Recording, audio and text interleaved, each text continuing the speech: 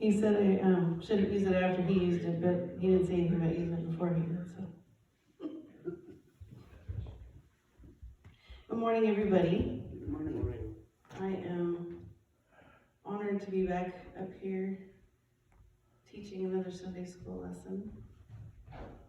I say this every time. There's lots of things I say every time, but I really enjoy the learning that I get to do, regardless of the content and the format. I always at least get something out of it, and so hopefully I was able to pull enough out of it that I can pass on something good to you guys. So, again, small crowd, probably say something again later this morning, but just a reminder that the prayer calendars for Pastor Appreciation are back there on the counter by the sound booth. So grab one on your way out and pray for your pastor. Also, there's a little box of cards out there, so if you want to write a nice note to Pastor and Sister Wicker, just grab a card. You can write it here, you can take it home and bring it back, and there's a box you can put it in back there, and we'll give them the notes at the end of the month. So you got some time. Think of something really nice to say. So, but before we get started here with this lesson, let's just pray. Lord, thank you for once again bringing us here together. Despite everything that tries to keep us away, we're still here, and we're still ready to learn what you have to tell us, Lord. Just let me speak your word, teach what you want everybody to learn here today, and just bless us throughout this lesson and our service in the week ahead. In Jesus' name. Jesus, we praise you, Lord. Thank you, Lord. So the title is Worshiping the One True God, and I like that they call, instead of the focus idea, they just call it the big idea. So what's the big idea this week? I will worship the one true God. And the truth about God is that God alone deserves our worship. Mm-hmm.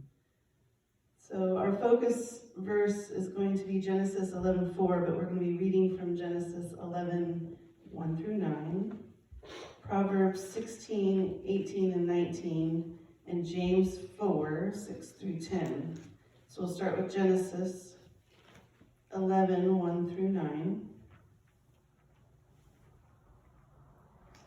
And the whole earth was of one language and of one speech. And it came to pass, as they journeyed from the east, that they found a plain in the land of Shinar, and they dwelt there. And they said one to another, Go to, let us make brick and burn them thoroughly. And they had brick for stone, and slime had they for mortar. And they said, Go to, let us build us a city and a tower, whose top may reach unto heaven. And let us make us a name, lest we be scattered abroad upon the face of the whole earth. And the Lord came down to see the city and the tower which the children of men builded. And the Lord said, Behold, the people is one, and they have all one language. And this they begin to do. And now nothing will be restrained from them, which they have imagined to do. Go to, let us go down, and there confound their language, that they may not understand one another's speech. So the Lord scattered them abroad from thence upon the face of all the earth, and they left off to build the city. Therefore is the name of it called Babel, because the Lord did there confound the language of all the earth, and from thence did the Lord scatter them abroad upon the face of all the earth. And then we'll go to Proverbs 16:18 and 19. Should be pretty familiar with this one. We even discussed it not too long ago. That pride goeth before destruction, and a haughty spirit before a fall.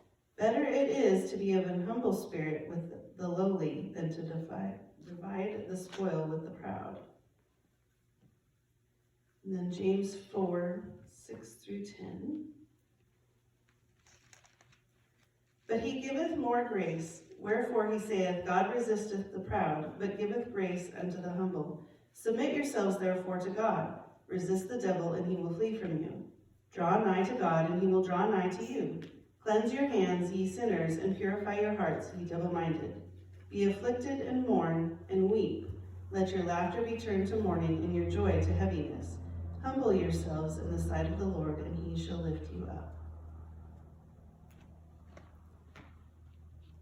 So pride's always a heavy theme to begin with, and I think we don't realize what all constitutes as pride. And we'll get into that a little bit more later, but pastors touched on it, Brother Tim's touched on it, that there's so much more than what we think of. But we're going to start by talking about Nimrod this morning. And so, the story is supposing that long ago, Nimrod was contemplating history of humanity's troubles. He says, well, we had paradise, but our enemy got in. Innocent men built innocent altars and then died on them. Young men were killed merely for bruising powerful men. So we built cities everywhere to defend against our enemies, collectives that would defend themselves against powerful tyrants. But then even the weak men began to dream of how they could destroy others. Then our God destroyed them all in the flood. Our father Noah built an ark to escape. He used wisdom and built a giant structure, mathematically precise. What if? So of course we don't know exactly what Nimrod was thinking when he wanted this tower built, but that's a possibility. He had a good example of something that was amazing, that was very precisely built, that resulted in a really, really good thing. And so perhaps as he was thinking this, poised between humility and pride, he could have decided to follow God and let God be the builder and maker of a great city. But that's not what happened. He decided that the fundamental problem of the human race was that they allowed themselves to live at God's mercy instead of uniting together and becoming independent of God.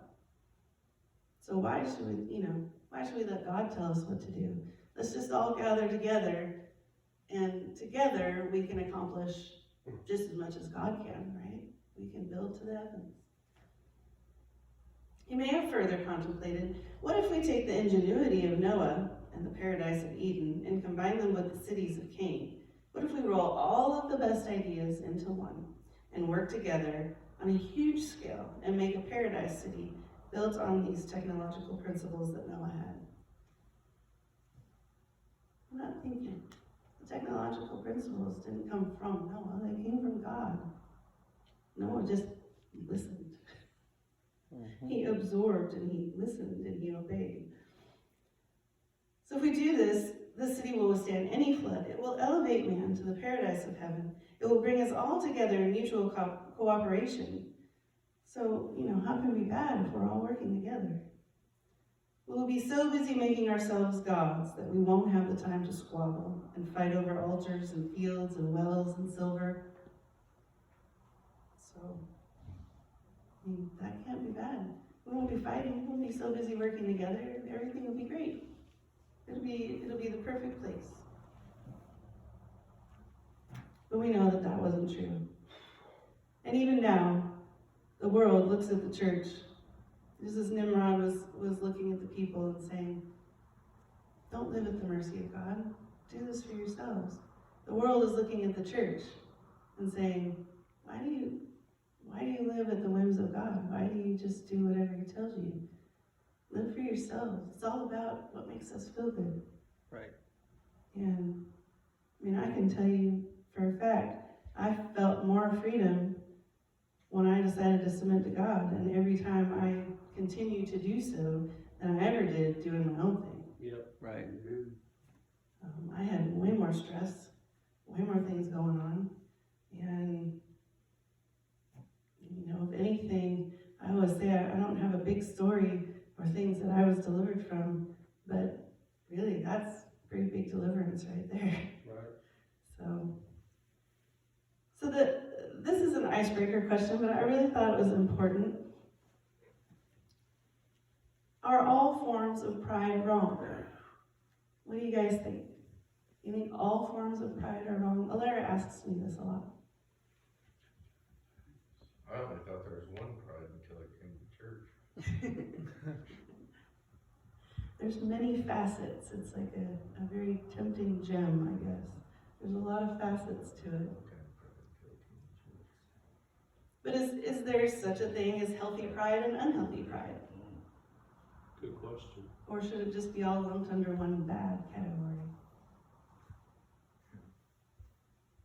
Anybody have any thoughts on that? Brother Niall, you got any thoughts on that? Oh. Okay.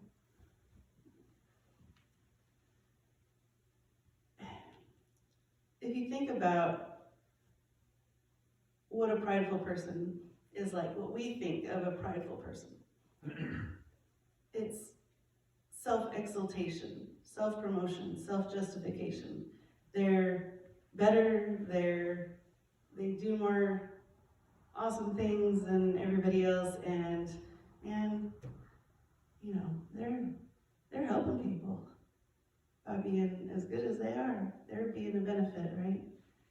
But there's also the other side. Self-degradation, self-demotion, self-condemnation, which until probably the past year, I never looked at as pride. But that you're so focused on yourself. Right. And putting ourselves down, comparing ourselves to others, seeking to justify, you know, our insecurities. Right. And we just sink ourselves into a mire of condemnation. And one thing that I read is that with so much of the depression in the world, a lot of that isn't solely depression, it's condemnation from that side of pride that we don't even think of. So, is there healthy and unhealthy pride?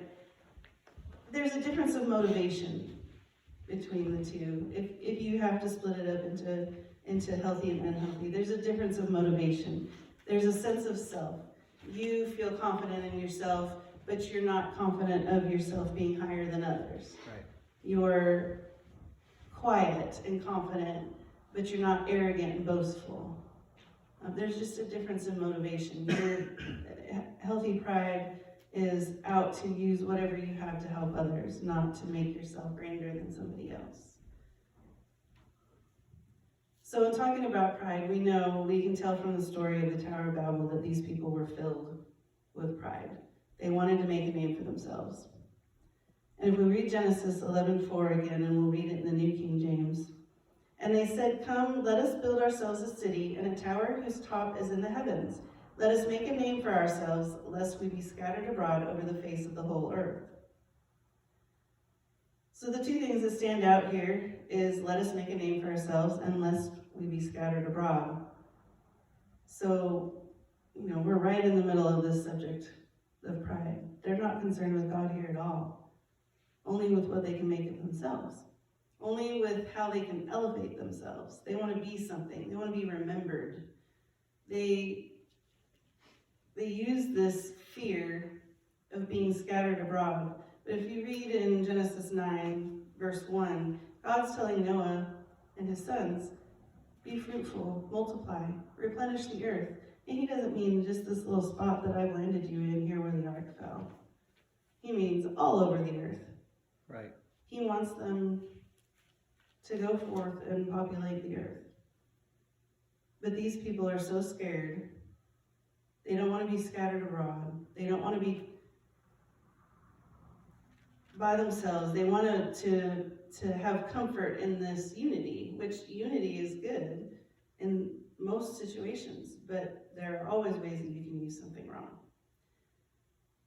So they use this fear. So why do you think that some people get caught up in the pursuit of making a name for themselves? Why do you think it's important to people to make a name for themselves and be remembered? Scared and power. They're scared and there's power in being scared. Some people just don't want to be forgotten. They want a legacy that they can leave behind, or a legacy for their kids, for generations, and because they want it to be about themselves and not, just do what they're put on the earth to do. And I think a lot of that, I'm sorry, Brother Mel, did you have something to add?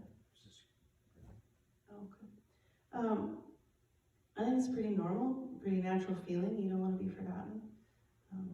But at the same time, there's so many ways that you can make a name and be important and be remembered, but still do the right thing, still put God first, still,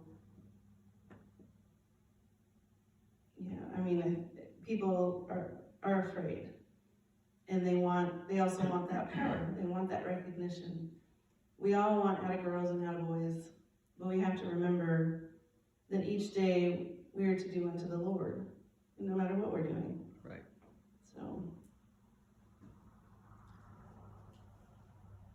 So they ignored God. It's pretty obvious. They chose their own way. You probably know what happens when you ignore God on a small scale. We've all done it, at least a little bit here and there, maybe some on a bigger scale. When you choose to do your own thing instead of what He wants you to do, you're going to have some consequences. These people in Shinar set God aside in favor of their own thing. They might have looked at Noah's building of the ark and thought they could build something amazing and use it to elevate themselves. What they didn't think of was that Noah was following God's precise design, and they didn't take into account that Noah was humble, and that's what allowed him to follow God's exact instructions in the first place. Right.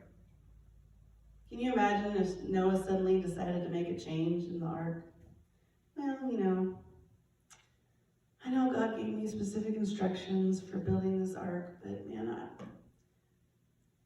I know things. And I think if I just made this one little change, it would be so much better for my family. And, we'd be really reading about a colossal fail, probably. We might not be reading anything at all. Just might not even be here. Just one little thing could make a huge change. And isn't that a little intimidating? That if you deviate from God's plan, that it not only affects you, but it could affect your future generations. So we don't want to ignore God. In trying to apply Noah's efforts to their own, they simply came up with something that, according to the lesson writer, said that it parrots true faith, just copies it. It substitutes the rule of God with the rule of man. They wanted to ascend to the heavens, but they wanted to do it their own way. How much easier to just build our way up rather than obey God and do it the long way and the hard way. If the tower had been God's plan and God had given perfect instructions to somebody or somebodies, it would have been a success. Just like the ark and just like the tabernacle and just like God's plan for us. When we listen to what He wants us to do, things go smoothly. Everything falls into place and God blesses our efforts.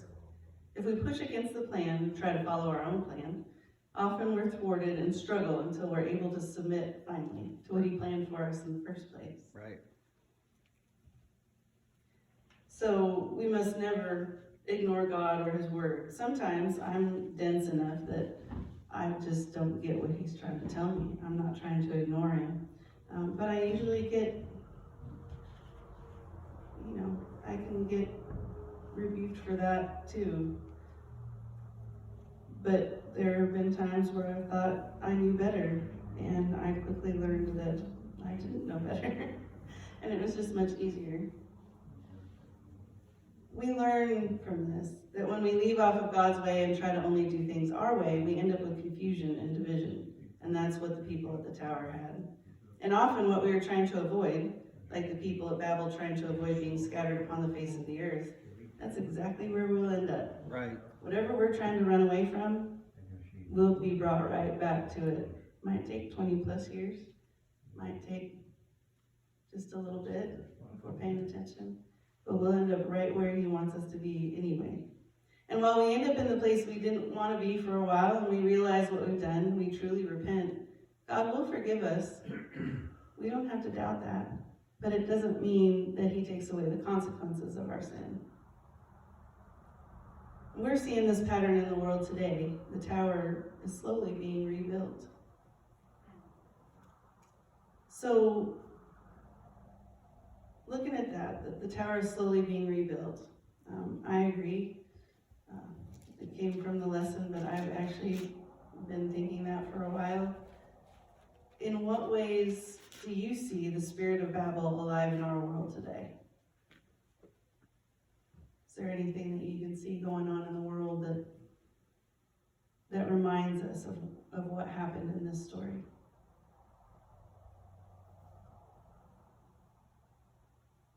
You gotta say that again.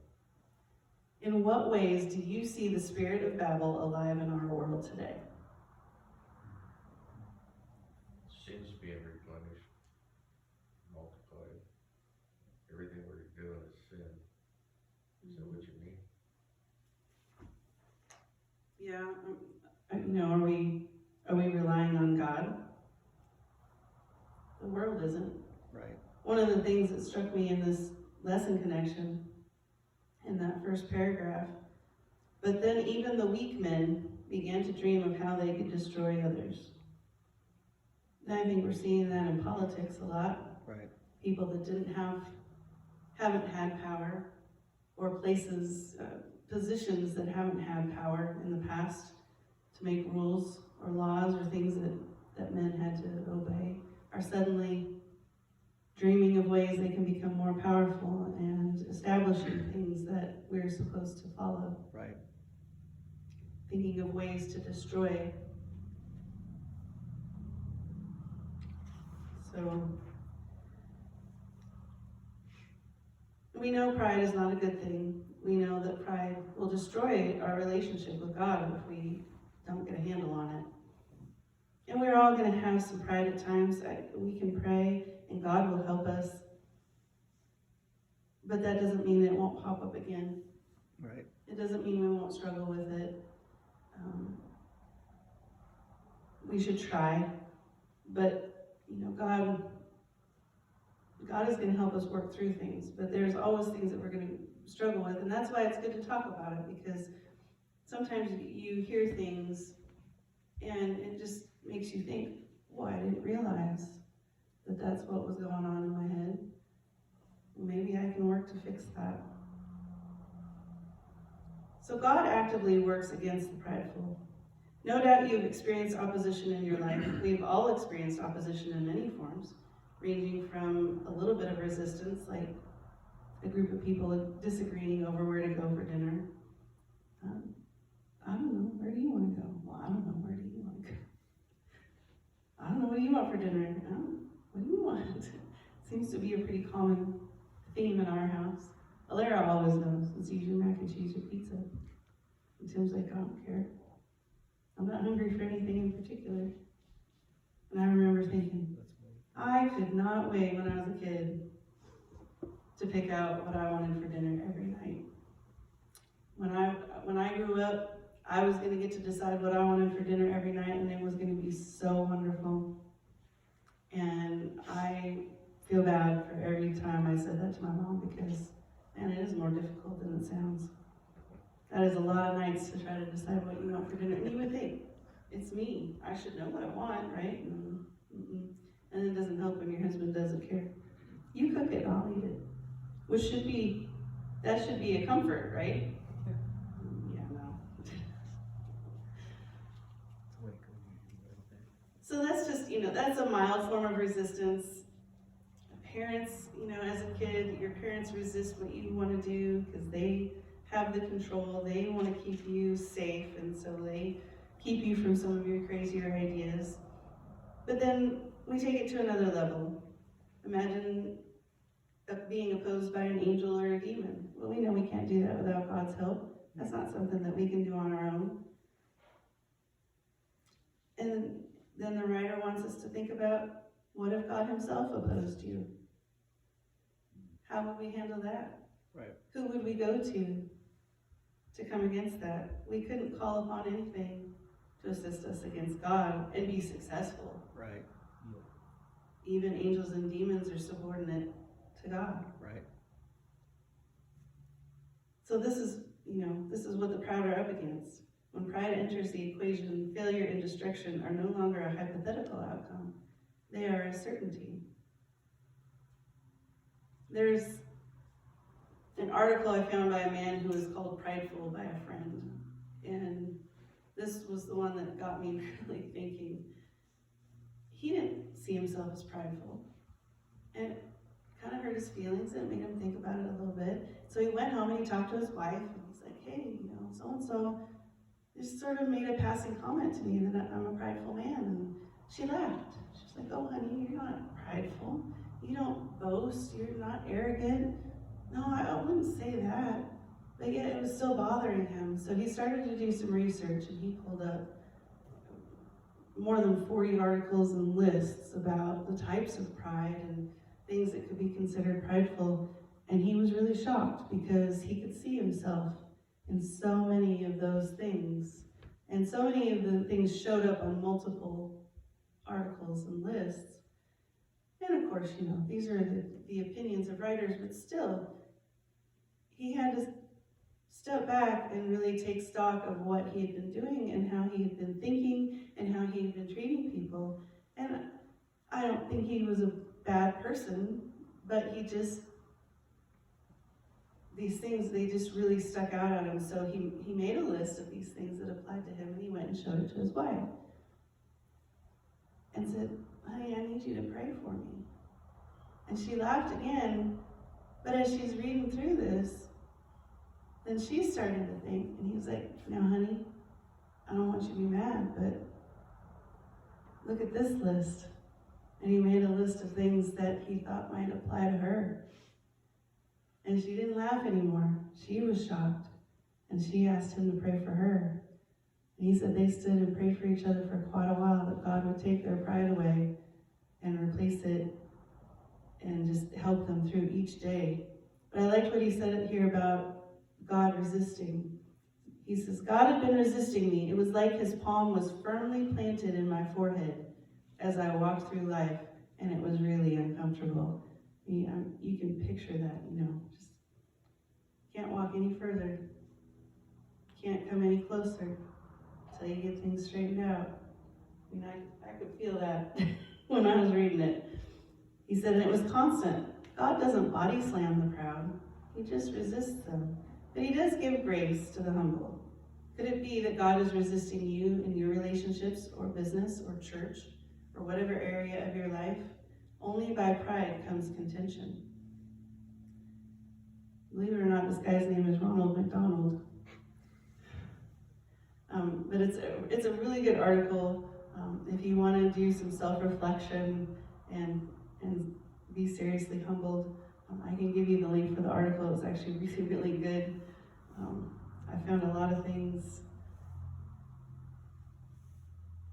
It's just so, it's prideful to think that you're not prideful, really, because I think we all have issues with it. But while we're talking about it, why is pride so often destructive, not only to the one who is prideful, but to others around this person?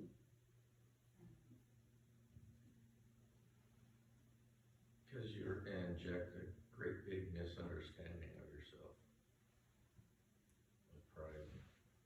You're not even trying to be prideful, and you still present it in the eyes of the person that's listening to you. I had that happen this week. I would say most of us don't intend to be prideful. We're not getting up in the morning and saying, I'm going to go around and show everybody how much better I am than they are. Right. I'm going to go around and tell everybody stories that highlight me. Yes, Pastor? I think it creates a barrier for communication. Honestly, when you come off as prideful, whether it be prideful in the negative sense that you're self-loathing or you're too confident, either way, people are put off by pride. Therefore, the communication barrier is there because they can't feel the liberty to express their feelings to you because of you built this wall, whether it be this great wall that you think that you're everything, and so they're not going to come to you with their issues because that makes them feel like they're less than. And then if you're on the other end of the spectrum, and you're self-loathing, it's going to be a place where they can't come to you either, because maybe they feel like, well, he's in the same boat that I'm at, you know, and so we can't communicate, so I can't find help there, so it kind of it affects negatively, either way you look at it, it will affect negatively to that person for communication. For someone to be healed from something, you have to be able to respond and communicate properly so they'll understand that there is hope, you know, in getting through a situation. Does that make sense? Yes. Yes. I think often, oh, go ahead, Sister Luker. If you want to, I was just going to say that we are all human, and we all have character pluses or character flaws, because God created all of us. None of us are exactly alike, but generally, like the magnitude scale, you have what they say, opposites attract, or like repel. And then you also have the factor in, as far as where pride comes in, you said, how can it be destructive? In order for something to be bigger than something else has got to be torn down.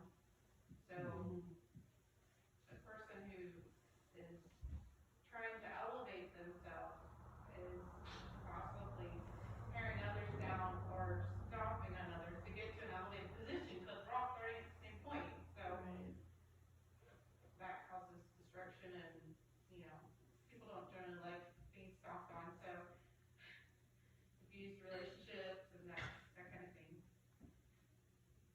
Right, thank you, because that's where I was going next. In order to build yourself up, often you're tearing somebody else down.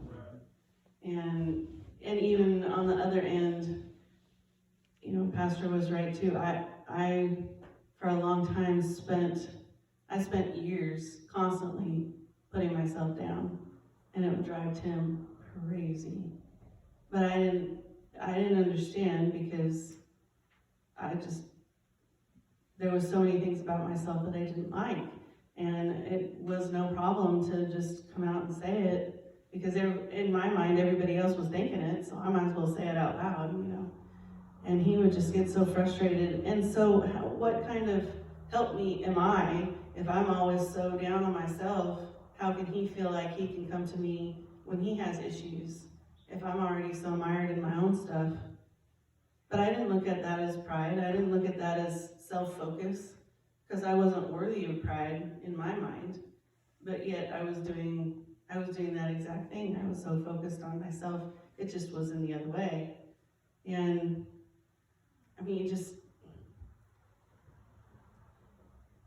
in supporting each other, Alara helped so much, because I wanted her to have such a good image of herself that I made a conscious effort to quit picking on my own self out loud. I didn't want her to grow up having that tendency to look at herself in the mirror and pick out things that were wrong with her. I wanted her to be able to look at herself and just see a happy girl, and not worry about, oh, well, this doesn't look good, or my hair is funny, or, my legs are bigger than my friends, or, whatever it is. And I knew that in order to foster that good attitude, that good body image, that good mental image, that I was going to have to make an effort to turn myself around and do that, so that she had a good example. And it was really, really hard, but I tell you what, I like myself so much more in my 40s than I ever did probably my whole life. We like you too. And, it helps me to be a better person to others, because I've learned most of the time to accept that God made me exactly how he wanted me to be. Lumps and bumps and weird, quirky mental things and all, it's just who I am, and God made me the way he wanted me to be. I still struggle with that every day, but that's just one thing, and God helps me with it. So obviously, God resists the proud. So we must try to not be proud, right? We must fight against that natural want to be prideful. So before he becomes our opponent, we would do well to resist anything that he resists. We're called to walk humbly before both God and man. The Apostle Paul taught the Philippian congregation to esteem others as better than themselves. And in the English Standard Version, Philippians 2:3, part B, technically, it puts it this way: but in humility count others more significant than yourselves. Is this the view that you have of the average person in your circle? Do you want to meet the needs of the other people that are around you above yourself? Do you want to serve them? Do you want to not treat them like, you're so low and they're so high, but just that they're significant and that they need your love and they need your help? And it's just something to think about. The apostolic way is the way of humility. We're not even to seek equality for ourselves individually. Our spiritual task is to submit ourselves to God and to serve others. And one way of ensuring we do not turn God into an enemy is to show ourselves humble in the eyes of everyone that we encounter. Human culture is bound in a seemingly endless cycle trying to forge its own way forward, but God's ways are above our ways.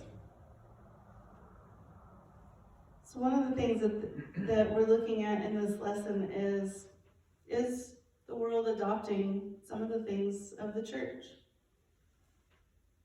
Are they adopting a holiness view of men and women? So lots of publications, TV, media, internet, they're denouncing exploitation of women. They're complaining about how the NFL treats their cheerleaders. They're talking about Hollywood culture and how they portray women. Victoria's Secret made a bunch of changes to how they portray their models because of complaints that they had received. The church has been doing that for a long time. Yeah. But now the world all of a sudden is, well, all this stuff is bad. So, and they're making a big deal out of it, making it a bigger deal maybe than because they want to be seen as making a big deal out of it. Right. The world does. They want to be seen as, oh, well, we just now noticed this. This is bad. We supported it before, but now we don't support it anymore. Whereas when the church came out against things, it was, oh, you guys are so narrow-minded. How dare you think that this is a bad thing? Right. These women have choices. These men have choices. They can do what they want. That's their thing, So how dare you put your worldviews on them? But now they're coming around and doing the same thing. And it's frustrating.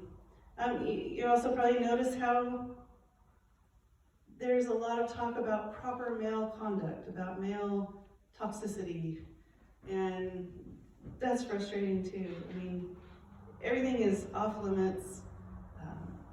In colleges, Title IX offices are putting all these rules up. Media consistently portrays men as ridiculous and unnecessary. They're constantly trying to tear down that family value. They're constantly trying to make men seem unnecessary and ridiculous, and it's just so, it's frustrating. I know some of you may have dealt with it, but I know Tim has come home and talked about how careful, especially on the slope, how careful he had to be with working around the women that worked up there, because some of them, not all of them, but some of them looked for opportunities to get men in trouble because of how they talked or things that they said. And they might not have been talking about those women in particular. It might not have been a proper thing to say, but I mean, you just had to be so careful. The environment changed so much where, for years, we've been trying to get people to follow things and to do things in a certain way with the church. But now the world all of a sudden has decided that this is a good thing. But they're not using it for the same purposes as we are. And I think the writer here gets very frustrated and goes off quite a bit about this. But it's all to say that there's a pattern. Throughout the years, God has given the church gifts and understandings and things that he wanted his people to know and to have and to be able to move forward in their life with him. And then years later, society will come and say, oh, hey, that's a good idea. We thought of that. And all of a sudden it's their idea. And it's just a pattern throughout history. So they're saying, you know, could the world's great discoveries just simply be rediscoveries of what the biblically oriented church knew all along? Because God gave it to them. God gives us future knowledge in the present so that we know how to handle things. But it's frustrating to go through a time where the world mocks what we choose to do and how we choose to live our lives and the path that we choose to follow, but then they turn around and do the same thing. But I think the biggest thing that we must come to with this is that the author doesn't really discuss, they're just focused on the pattern, is that as frustrating as it is to have the world criticize the church and then turn around and adopt our standards for its own, it's important that when the people decide to follow these standards, seek out these standards, that we accept and love these people and guide them in seeking God's truth so that they can follow that truth, God's truth, rather than what the world wants to use those standards for. Right. Yeah. Jeez. So as we get over this, this sub-theme of pride, we want to talk about sincere worship, because sincere worship is birthed in humility. So we want to set aside that pride. We want to be humble before God. Worship is essentially the overflow of the heart. The humble heart is full of grace, gratitude, and wisdom. Where there is humility, God's work will soon be in evidence. We need to worship from a place of humility. And worship isn't just, what we do before service with the songs and stuff, but that's part of it. We don't have to have music to worship God, but it inspires us. But we have to be careful that we aren't worshiping the worship itself. It shouldn't be, oh, this song gives me the warm fuzzies. And sometimes I have to remind myself because I get into music, and pretty soon I realize I sang the words, but I didn't really feel the words. They didn't click in my head. We have to remember that worship is about God and not about us. Right. And many songs out there aren't focused on God. And we're lucky we have a worship team that is picky about what we do and what we don't do, that we're focusing the right way. Because some of these songs, if you put them on a secular station, you just think they were a love song. Tim and I were listening to Mark Lowry the other night, and he was joking about how hard it is to sing at some of these churches, and particularly this independent Baptist church, because they won't clap, because then they think they're glorifying man instead of God. And they won't shout, because they're afraid that people will think they're speaking in another language. So obviously we're a clapping and shouting people. We don't mind talking in tongues. In fact, we love it. All of that took some getting used to for me. I'm more used to the quiet, pastor says something, you repeat it back. Pastor preaches, you might sing a quiet song or two. Everything follows a schedule. And so sitting here where everybody was so demonstrative and vocal, at first was very difficult for me, but now I love it. And sometimes I stand in the middle of these revivals and think, I don't know how I got here, but I'm so glad I'm here. But we still, in all of that clapping and shouting, we still have to be humble before the Lord. But I believe we can clap and shout and sing and dance to glorify Him and not glorify man. And the question I came across while I was looking at the worship stuff is, can we take the performance out of worship leading? And I know we see a lot of things, if you pay attention at all to any of the other churches or the Christian music videos. Some of them are actual church services, and there is a lot of performance in that. But I know that we can take the performance out of leading, because we can and we do. We've got lots of examples of worship leaders that lead to inspire the rest of us to truly worship God from the right place. And even from the pew sometimes, if you need to, you can pray that God will help you to worship and praise Him for His glory and not for your own. So, and this may just be more of a thinking question. In what way have you seen pride surface in your own life? I kind of talked about mine, but is there a way that you would want to share that you've seen pride surface in your own life?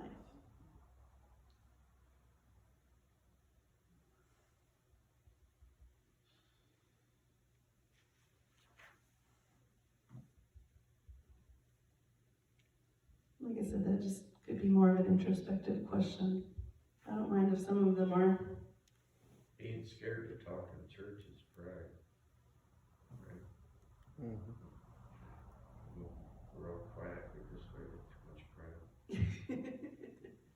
We're scared. That's right. Well, it's hard to open up, because anytime you answer one of these questions, you're giving something personal away.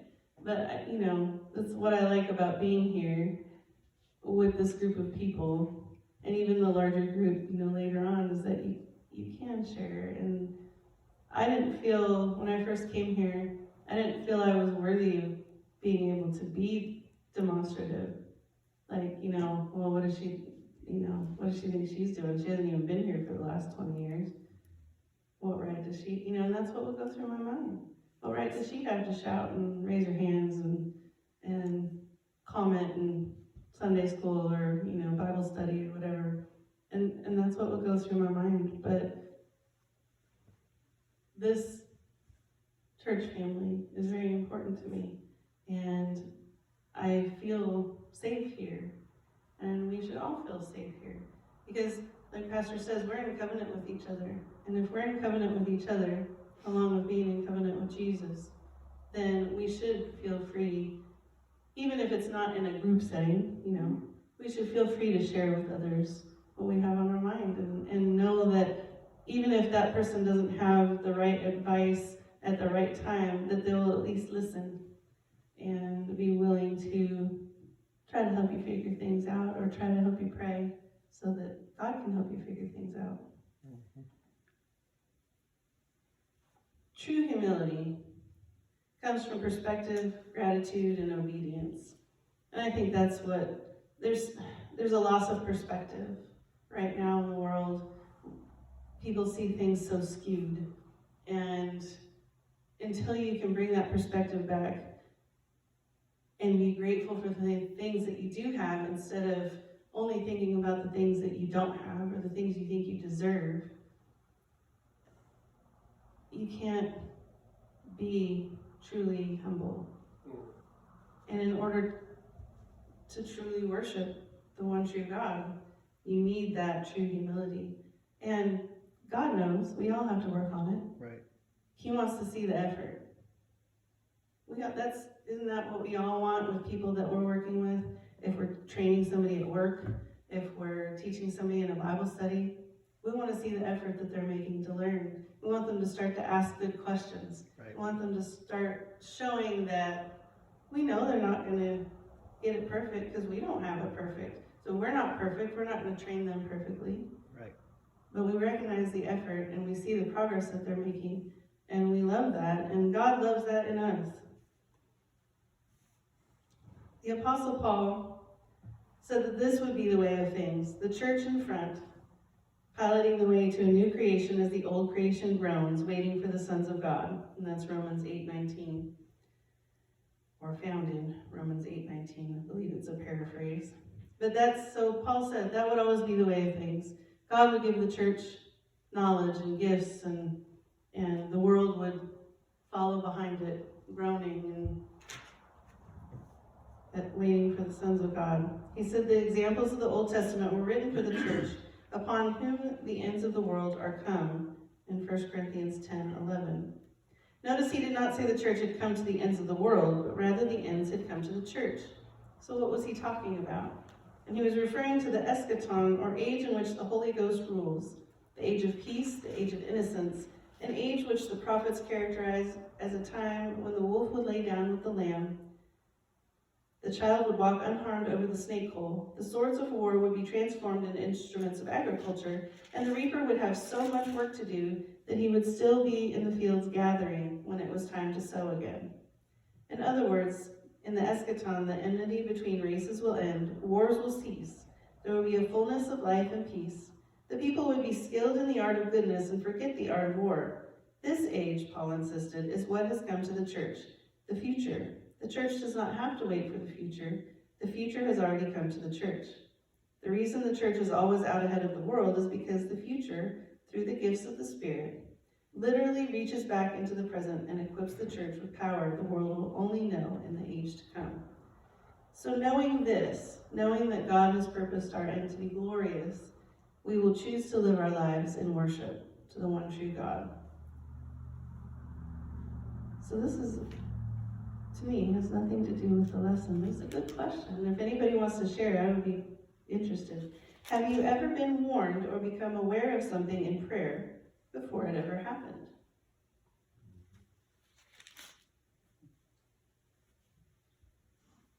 Ask the question again. Have you ever been warned or become aware of something in prayer before it ever happened? I would guess you definitely have. Sure.